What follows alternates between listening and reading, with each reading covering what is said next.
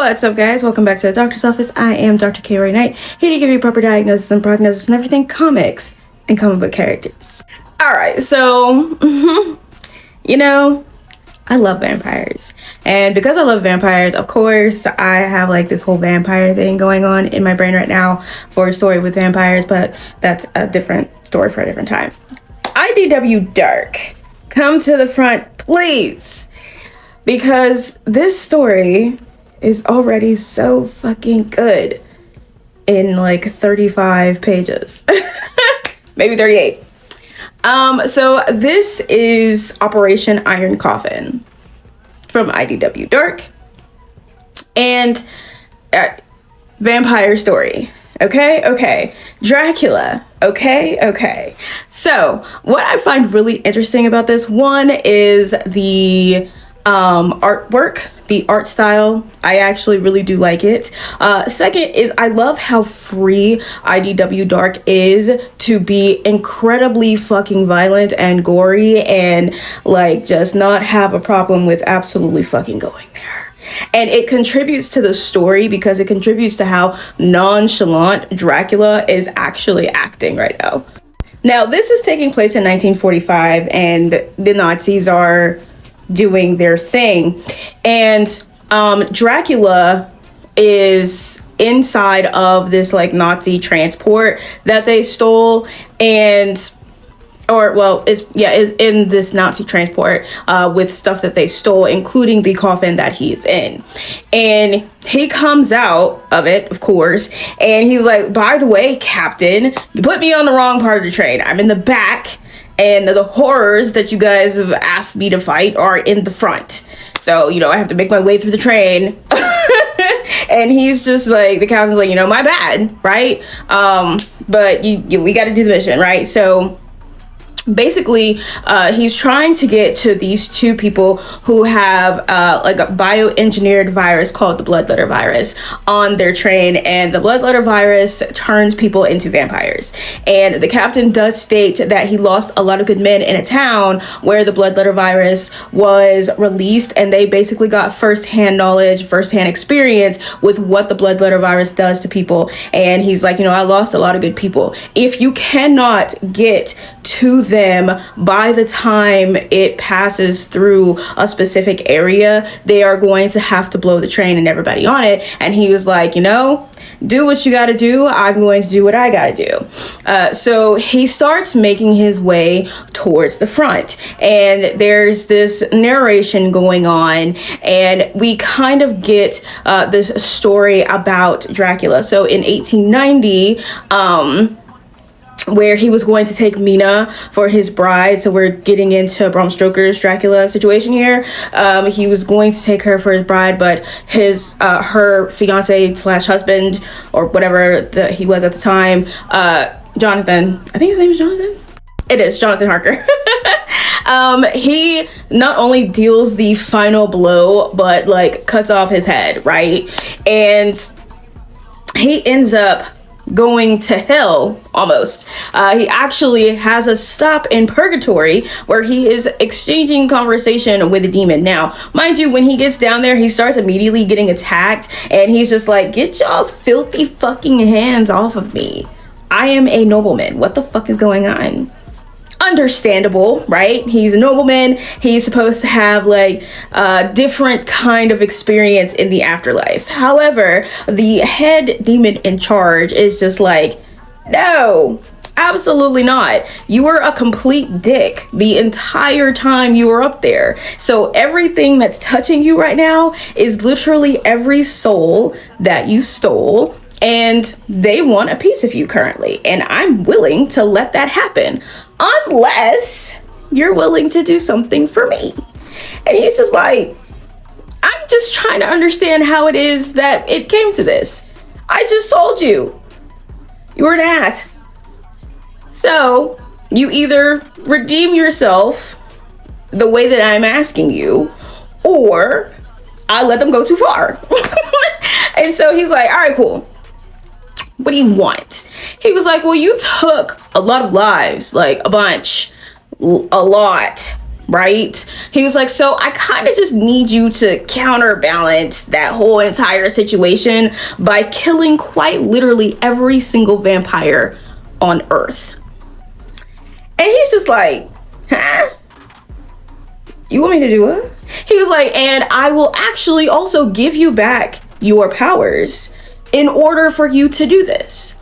And he was like, so basically what you're saying is I get my powers back. And he was like, your powers and then some if you do this. However, here's the catch. If you do not kill every single vampire on Earth and you end up back here, I'm going to let your victims, all of them, I'm going to let all of that dig into you for eternity. If you do what I ask, you will get eternal rest, right? That's the deal. So he's like, all right, fine. In 1892, he crawls back from purgatory through his grave out into the open. He goes back to his castle. All of the people who served him are definitely dead and were not treated best. Their bodies are quite literally just everywhere. And he's just, wearing scraps of clothing. Now, he is trying to find like a way to kind of live at this point, and he comes across a cabin where a woman is crying over her children. She is a vampire. She killed her kids. She says that, they were arguing and yelling and everything was just loud, and she was trying to make them be quiet, but now she can't wake them back up. And she's panicking because very clearly she loves her kids, but she is a vampire. And she's like, I had this hunger come over me. I don't know. And it's quite obvious that she's a new vampire also. So she kind of just did not know how to control it at all. And so he's, trying to comfort her. He picks up a stake actually and is trying to comfort her. And she's just like, please help me. And he does. And then he burns her children so that they don't come back, right? And so as he's, burning her and her kids, he's having these thoughts. Now he's as all of this is happening, by the way, he's quite literally just walking the train cars and killing fucking Nazis. Okay. And so he runs into one in particular who is like begging, and he was saying that he was basically just following orders and that Dracula is the devil, blah, blah, blah. And he's just like, nah, actually, I'm not. And he was like, y'all are actually doing the devil's work. And he goes on this like basic rant saying how much he hates Hitler. As you should, because what the fuck? And so then the guy, like, after he thinks for like half a second, he just starts his whole Heil Hitler thing, and he's like, you know what, that's cool, and he just squashes his head like a fucking melon, right? And he continues walking. Now the two people, Hazel and Ivy, they're twins, and they are the problem on this train.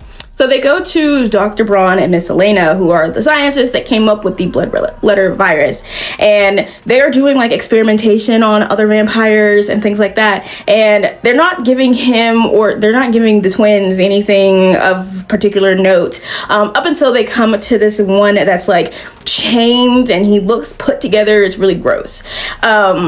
And they're kind of impressed, but And they also end up giving an order to somebody in the shadows to go after Dracula. So when Dracula steps into a particular part of the train, he comes against somebody who is a Knights Templar. And he starts ranting about, he's a soldier of God and all this other, nonsense.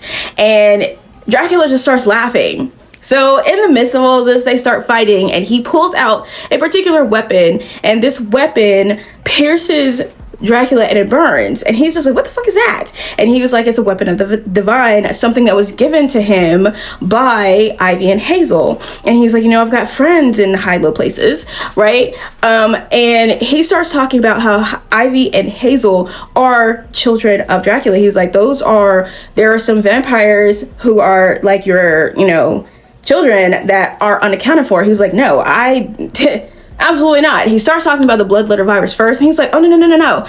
These are not that. These are your actual kids that someone birthed.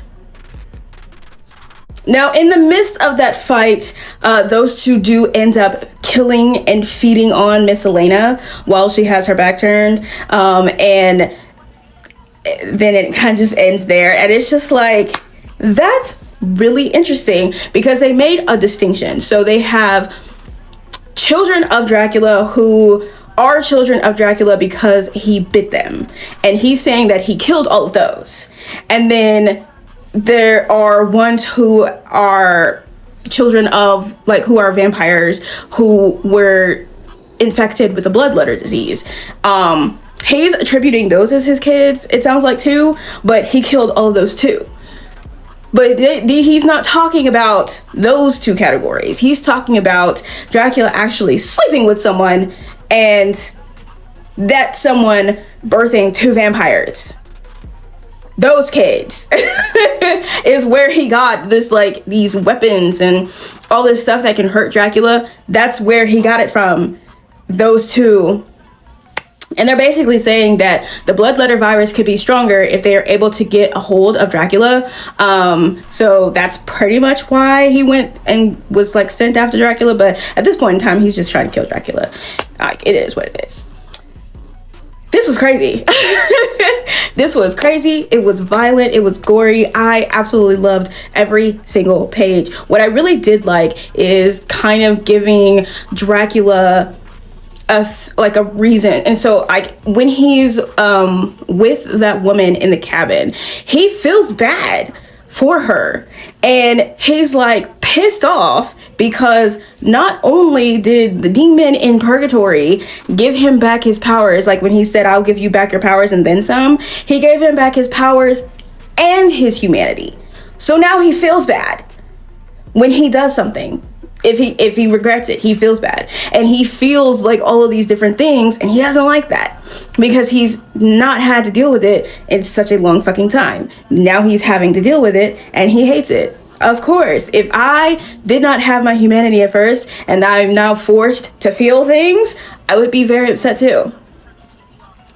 So, I am very interested to see how this goes. I am very interested to see how the bloodletter disease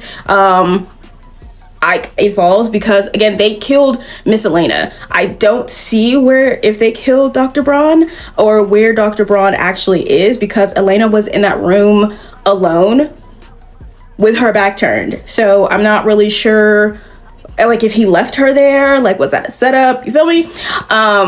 So question mark. This man who is a Knights Templar, and it sounds like he's also probably a priest, is also kind of interesting.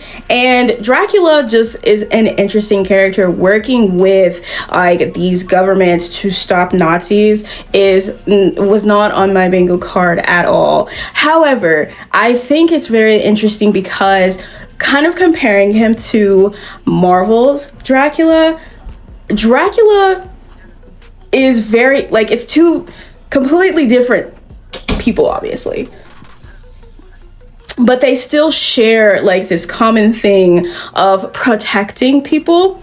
And while he is supposed to be killing all of the vampires, Marvel's Dracula was like, I'm not gonna kill all of the vampires, but I am going to make, like, a vampire city. During Blood Hunt, when the vampire city was under attack by rogue fucking psycho ass vampires, he had no problem killing vampires, and then turned around and went into New York and started killing more vampires when he was with Brielle, and up until the point where he was with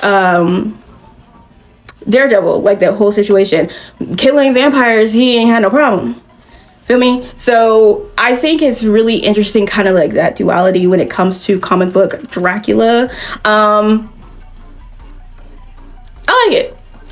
I like it. I like this story. I think this story is going to end up being really fun. And I like the idea of Dracula being a good guy, like a vigilante almost, but then also having feelings. I love exploring that idea. So I can't wait to see what else they do with this story. But that is it for this episode of The Doctor's Office. If you have not gotten your copy of Midnight Whispers, Salt Blood, or Blood Tide, please do. Also, check out Reaper from Captain Diesel of Captain Diesel's Dojo. It has been this many days since DC has done anything with a black person in the main continuity, because y'all like to be confused on purpose, in the main continuity. And then fuck them. Indie comics, read them.